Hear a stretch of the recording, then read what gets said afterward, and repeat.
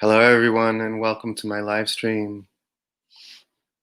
This is day one of 99 days of deeper embodiment, and I'm streaming live to Facebook and to Instagram. No, not to Instagram, to YouTube. Um, let's see, I will post the link to YouTube um, on my Facebook some other time. I just need to make sure that it's working. So this is the first time I'm actually doing this, streaming to multiple platforms at the same time.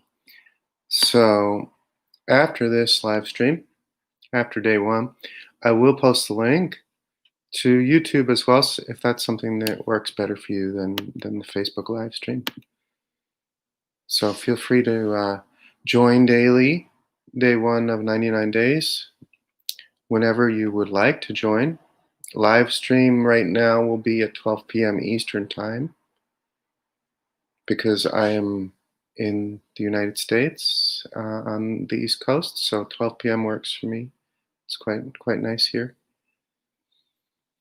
And as far as this series goes, it is a deeper dive into embodiment, as far as embodiment of the self is concerned.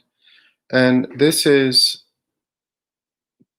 meant to assist us with navigating a landscape where there's a lot of chaos. I don't know about you, but what I feel in the collective, what I feel in the world right now is a lot of jagged perspectives coming up. A lot of perspectives that don't want to be harmonized into oneness, that they want to hold on to the idea that I am separate from you, that I am different from you, and they want to be recognized as different. They want to be seen as different. And so when these perspectives come up, they can be really jagged to sit with. And so let's just dive deeper into feeling that, into a feeling space where we as beings that are on the path of self-realization can come into greater acceptance and awareness of what is actually coming up and greater presence around it.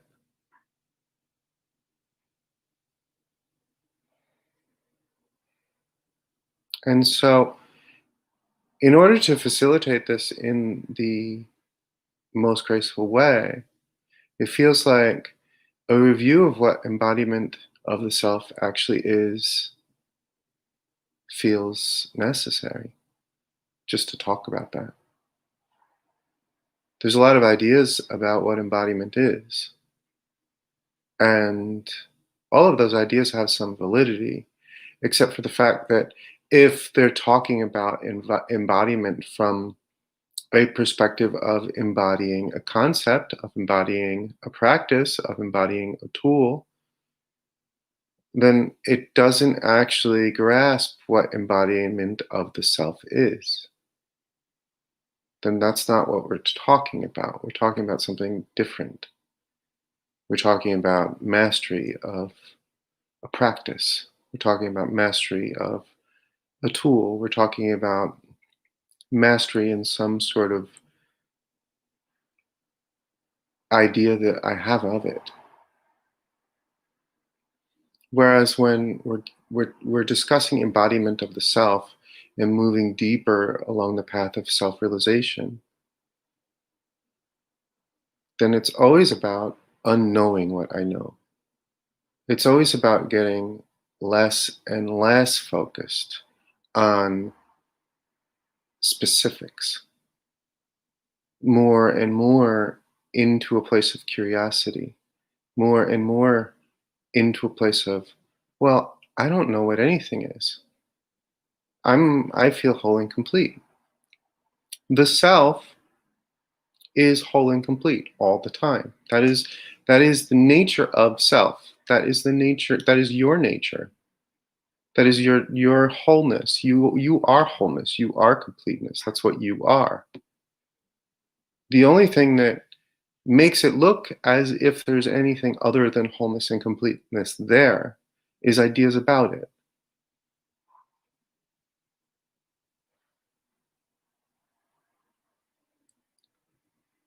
So let's just talk about that again. I'm going to repeat that again because it needs repeating. You are wholeness and completeness. So if I have a desire come up that says that I need this now, this is what I need, then that is a thought. That is something that is showing up in what I am and saying, I am lacking in some way. It is showing up and separating the wholeness and completeness, which wholeness and completeness can never be separated. However, an idea can make it appear as if there is a separation within wholeness and completeness. This is perceptual. And so, embodiment of the self is allowing the ideas to come up and being present with them, being fully and completely present with them without reacting, without being moved by them, without making them anything more than just ideas that are showing up within my wholeness and completeness.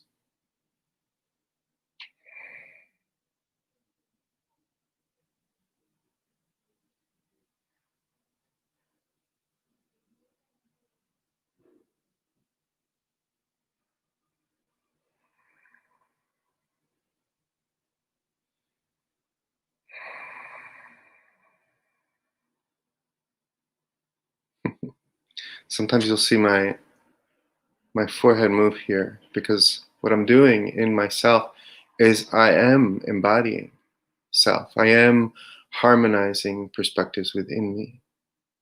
And so I allow myself to feel them as they show up.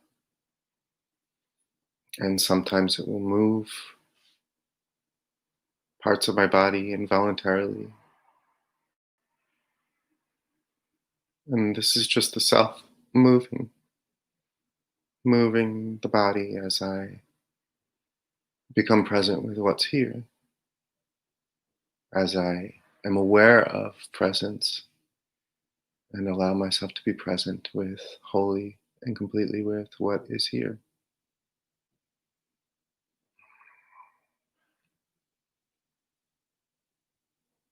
And so the mind overcomplicates the shit out of this because it's so simple. Just sit with and be with everything that's here without creating a story around it.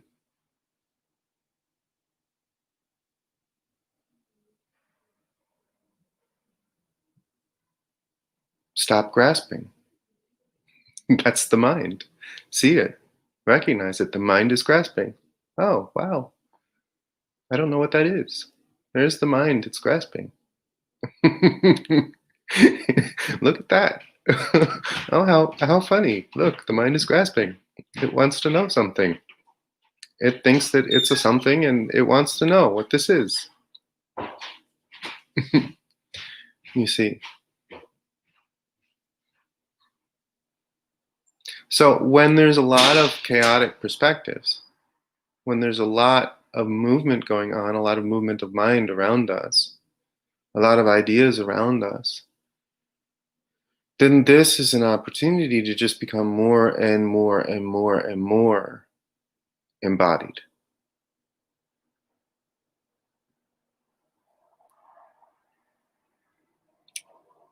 There was a time that, and I worked with a lot of plant medicine for a time. I no longer do that because there's no need to. The more embodiment there is, the less there is a need for anything, honestly. So I did. I worked with a lot of plant medicine for a time, a lot of ayahuasca. I was in the jungle for years working with plant medicine. And there was one ceremony that I was in one time where there was no mosquito nets, and the river had come up to the Maloka, and there was mosquitoes everywhere. And so we drank the medicine and we sat in ceremony, and then just the mosquitoes came. And there was tons and tons and tons of mosquitoes. And so I said to myself, I said, let me just let this be. I'm just going to sit with this through the whole ceremony and let these mosquitoes just bite me, because I'm not the body, and I know I'm not the body, and these mosquitoes are just part of me. And so I did, until one mosquito landed on my nose. Just landed on my nose. There was mosquitoes all over my body, all over. And they're all just biting and biting away. I'm just feeling them, being present with them. Yay! All these thoughts of mosquitoes here. I'm present with them. And then one landed on my nose and just starts sucking blood. And I'm feeling it sucking blood from my nose. I'm feeling it. I'm just present with it. And then it reached a point where I could no longer tolerate it, and boom, I smacked it.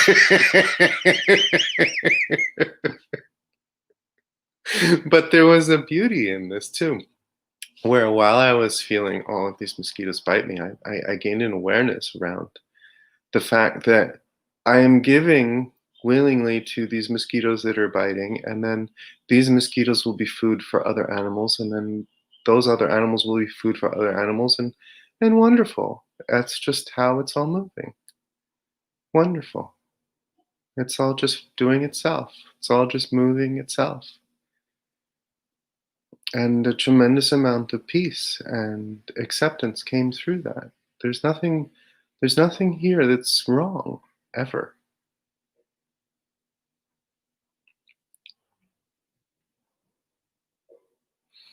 So I'm using a system here that I've never used before, that multi-streams.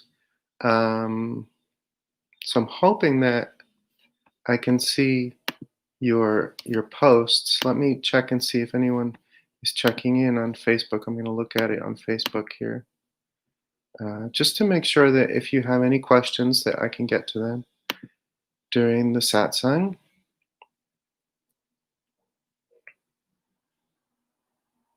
Okay, beautiful. I have it up. Hi, Wesley. Nice to see you here. Okay, gorgeous. And so the captioning is working as well, the auto captioning. Perfect. So this is a great setup. And later on in the series, I'm excited to say that with this technological setup, I can invite people to come on. So that should be fun as well. So we should have a really good time through this 99 days of deeper embodiments, where we can go deeper, and I can just reflect for you what embodiment of the self is as I am embodying.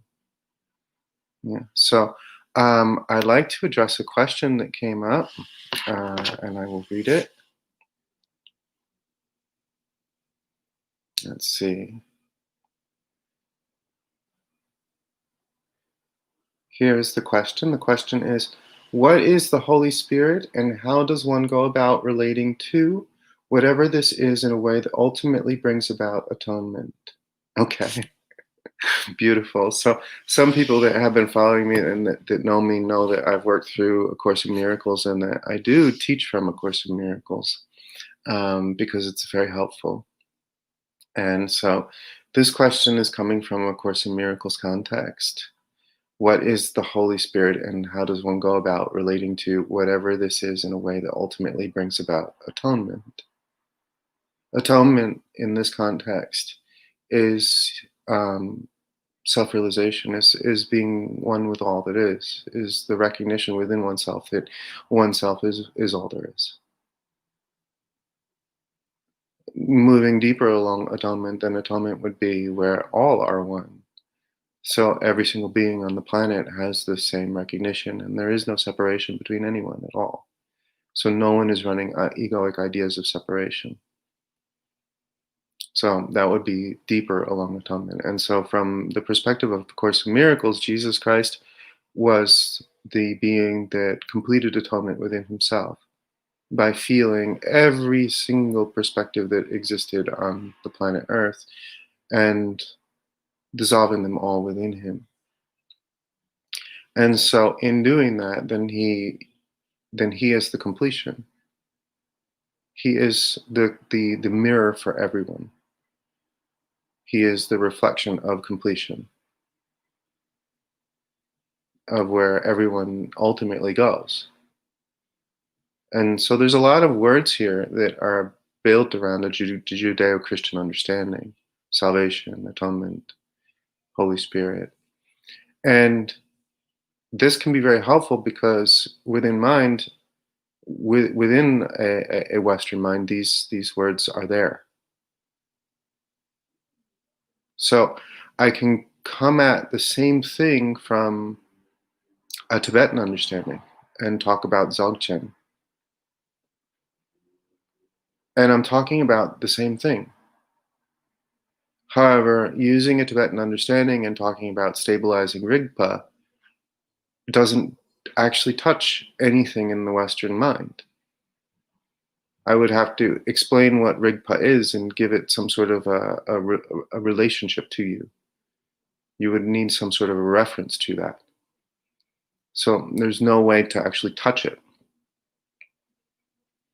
When I say Holy Spirit, then there's some sort of an idea about what Holy Spirit is, which gives a clear and direct pointing.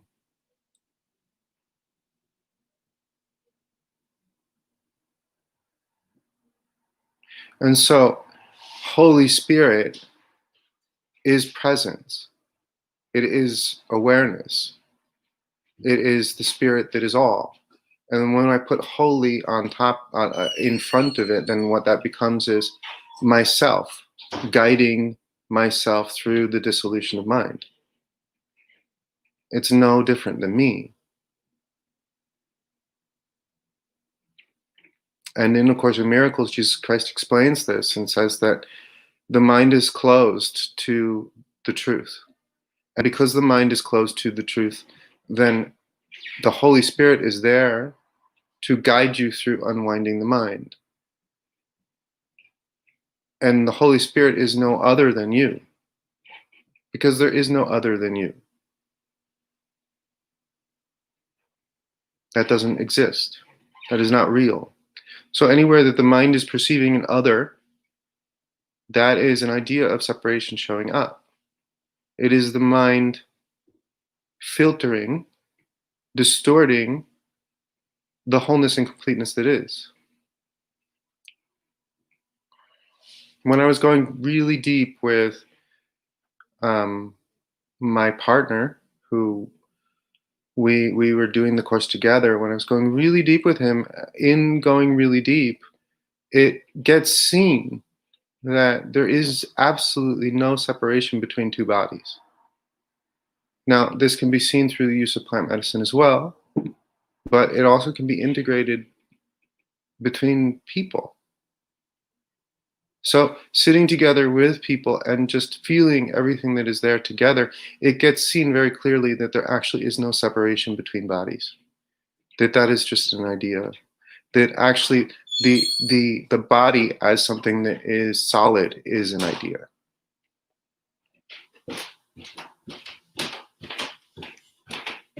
My roommate is coming down here.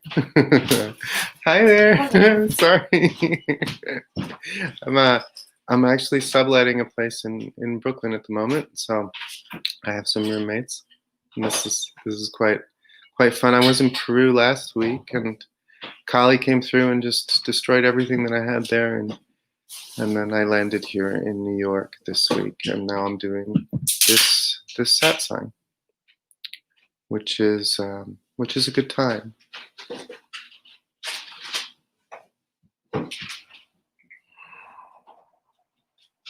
And so everything that's arising within the collective at this point is really just an opportunity to embody more. And a lot of these perspectives that are coming up are really tricky. They are tricky in the sense that they are angry. They're angry perspectives. They're not friendly. They spit and they bite and they fight back. And so when these perspectives arise, actually being present with them fully in the heart, without creating a story around it, without moving into being the one who is being spit at, being the one who is getting bitten, creating an identity that says that I am a victim of someone or something. That is embodiment. That's the practice of embodiment. That is moving deeper into embodiment. And so this is where this understanding becomes really, really critical. Because if I'm not clear on this understanding, then all of a sudden an idea shows up in front of me that is asking me to take on the idea that I'm somebody who is being attacked. And if I believe that, then all of a sudden I'm following that idea and I'm following that into an imagination. And as I follow that into an imagination, then I begin to create an entire world where I am this person and I am being attacked and I have to defend myself. And there are enemies that are attacking me, and there is a very heavy and dense play or exploration that comes from that. And this is what we are trying to, as a collective, harmonize, balance. So what is coming up is a lot of jagged perspectives. Perspectives that feel really awful when you start to feel them in the heart. Imagine the perspective of aliens are using me as food. Let's just sit with that one for a moment. This is a perspective that's there. I am this body and aliens use me as food. They have programmed me to be their food.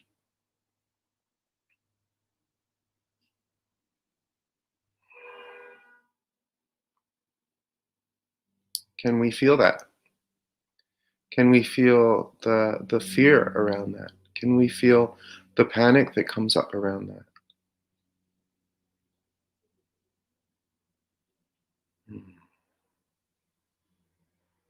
I feel it as a very jagged piercing into the heart.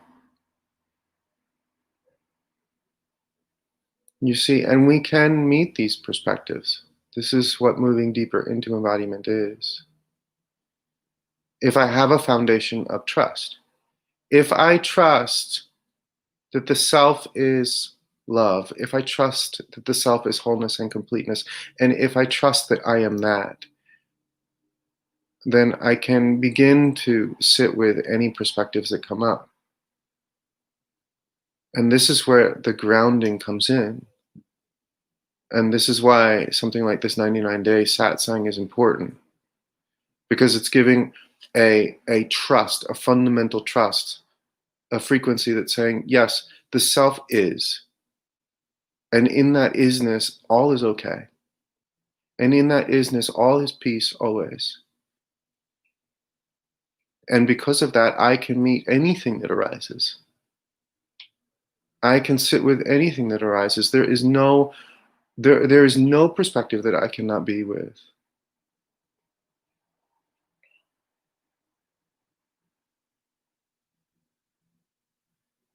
Okay, so I moved into satsang and away from the question because my roommate walked through.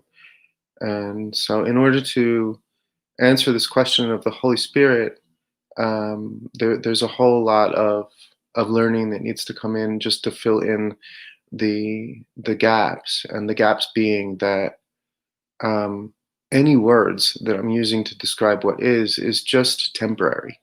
I'm just using words to describe what is, to point to what is. So when Holy Spirit is used, it's just a pointing. That's all that it is. So if I get tied up in, or if I get caught up in trying to figure out what the Holy Spirit is from a mind perspective, then I'm missing the point. then I'm moving into ideas around it. Then I'm actually resisting what's moving through me. Then I'm creating resistance to the self which I am. The Holy Spirit would be the same thing as the inner guru. The Holy Spirit would be the same thing as the Vajra guru if you're coming from a Buddhist tradition. It is that part of you, that spirit within you that is there as you unwinding the shell of the mind, the shell of ideas, the shell of very dense ideas that have created this illusion of being a separate being within a body. And so as the Holy Spirit starts to move, this is your own self. This is your own guru. And it begins to move in your reality in such a way where it shows you through everyone who you are in a way where it's undeniable. So I hope this answers your question. To not get tied up around the language and move into the heart space and allow the heart to inform you without words. It's always, always about moving deeper into the nonverbal, moving deeper into the felt sense, moving deeper into what is here at a subtle felt level, rather than what is in my mind and what my eyes, my body's eyes are perceiving. It's always about that.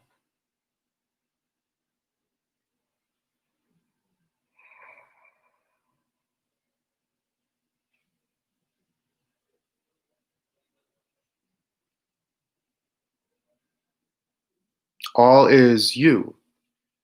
So anywhere there is an idea that there is something separate than you, this is a perspective that needs to be met and seen through as ideas. Every desire that we have is saying that there is something other than me and I need something in order to feel myself. In order to be myself, I need to do something or be something different, or there's something that I need now in order to be okay. And so these ideas are just showing up in front of who I am, in front of what I am. And so deeper embodiment would be allowing myself to sit in the space of feeling desires that show up without being moved by them.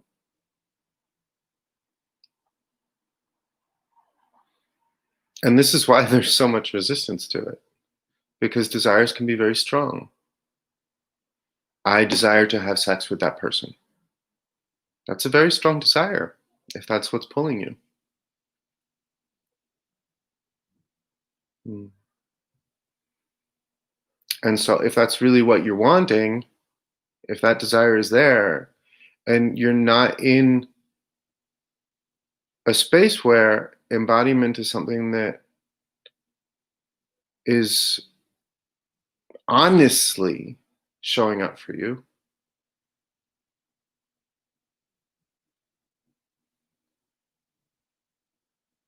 then everything is manipulation at that point, because you can cover up the desire in many, many different ways and say that I'm doing this because I really want embodiment, but no, actually that desire is there and you're just not looking at it. So everything that you're talking about is really just bullshit, because what's really there is that you want to sleep with that person, you want to have sex with her or him or both of them at the same time.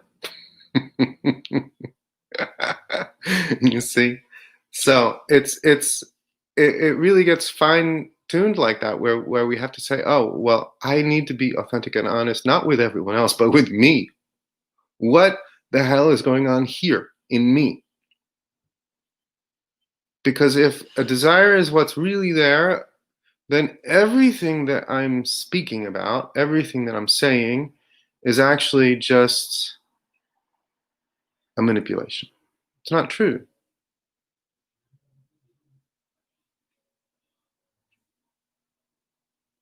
And I'm sure that we've all had that experience where we've been with somebody because we actually had a desire showing up. And that desire was, well, I really wanted to be with that person. There was a time in my life when I was in the army, and I had a roommate, and we got an apartment together off base, off post, and we were living together. And I really wanted to be with him. I mean, I had convinced myself that I was in love with him, and yet I was in the army, and so it was illegal to be gay. There was don't ask, don't tell at that point in time, and so that made it illegal to be gay. And he wasn't gay, and he wasn't out. And so then when we got drunk, then we were able to have this exploration a little bit, and we kissed and we fooled around and we played together. But then when we weren't on some sort of a substance or weren't drunk, then that wasn't there. And so this started to rip me apart inside, because everything that I was doing was because I wanted to be with him. This desire was there. And so I was manipulating everything. There was no honesty showing up, because just wasn't willing to get honest with him or me. And then finally, after about a year and a half, I think, of living together and doing a whole lot of things together, having a lot of fun together, finally I just had enough, and I said, I really want to be with you. And he left that day. That was it. That was the end. He left. And we never spoke again after that.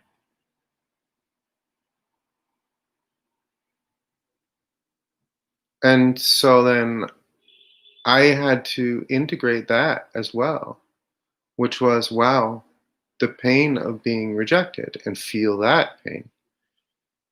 It's like, here I am, I'm finally honest with you, and now I'm having the pain of rejection show up. So you see, the deeper we go in embodiment,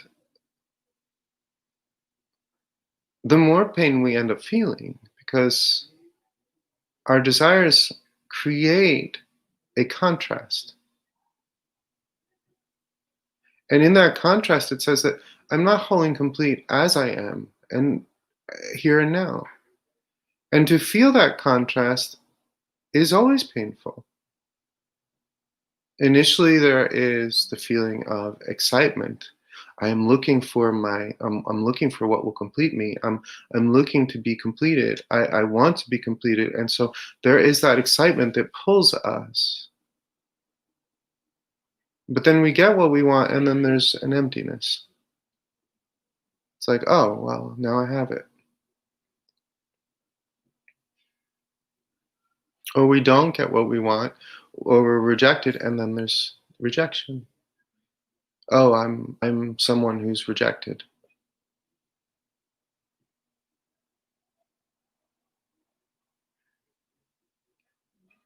And you see, we run these ideas all the time.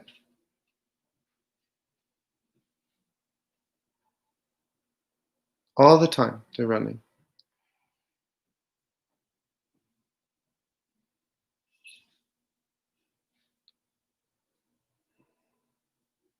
If we get really, really, really, really honest,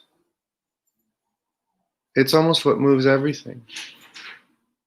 And there's some sort of sense of excitement, and then an idea of a panic comes up. And so the more embodied we get, the more clear we get around it. The more we begin to see what is actually moving us. What ideas are there?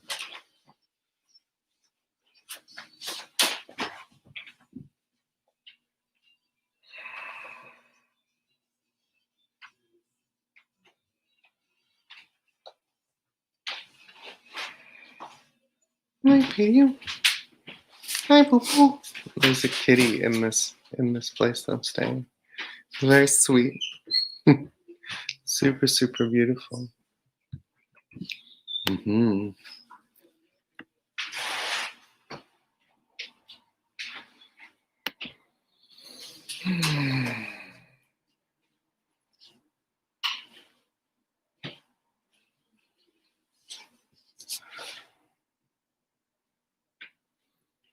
In a way, the mind won't like this because everything knows.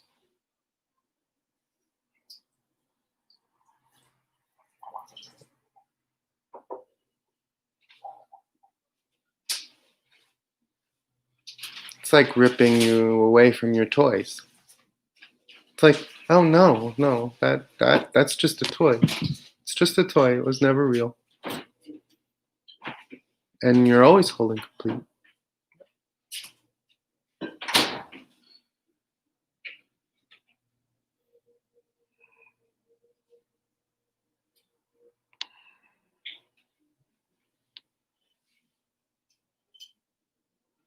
Hmm.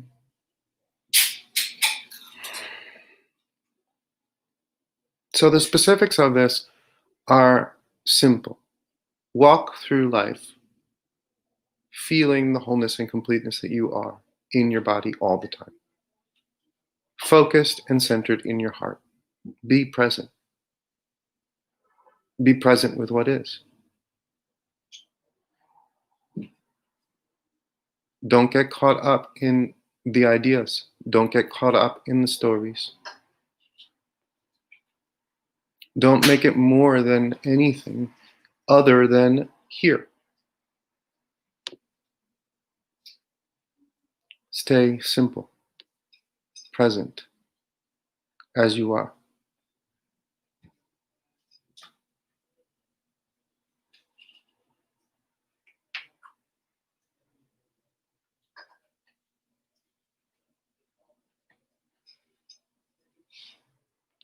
So welcome to day one of this satsang series. My name is Jason King, and I welcome any and all questions during the series. Anything that comes up for you during the series, feel free to share. And I'm also excited because it looks as if with this technology that I'm using, I can have guests come on. So we can dive a little bit more deeper into some personal experiences around and personal explorations around going deeper into embodiment, which should be really fun. And I will post the link to the YouTube once I verify that it works on my Facebook. So welcome to day one of 99 Days of Deeper Embodiment. And I will see you tomorrow at 12 p.m. Eastern. Take care.